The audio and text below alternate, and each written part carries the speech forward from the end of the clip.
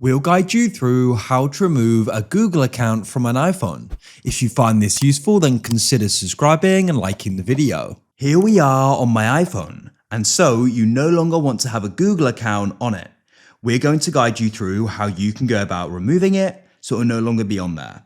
Of course, in the future, you can always go and add it again.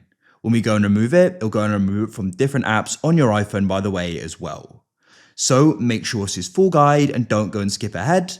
Otherwise, you may go miss an important part of this guide, which you may need. So without any other further ado, let's get started.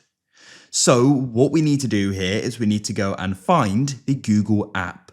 So as you can see, it's just there. We can always go and drag down and go and search for it if you need to.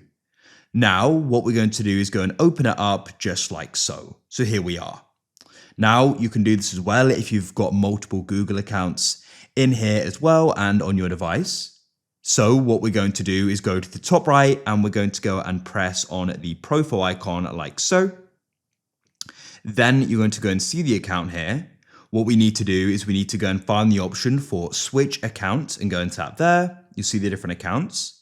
And what you need to do is press manage accounts on this device and you'll see a list here. You can find the account you want to remove and you can then go and press remove from this device. You'll go and get a confirmation and I'm sure I'm going to go and press remove. It'll then say removing account and it's now been removed, as you can see.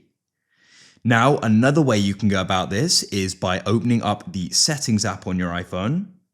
Scroll all the way down and go and find apps at the bottom. Scroll down again and we need to go and find mail, which is going to be in M. Tap there.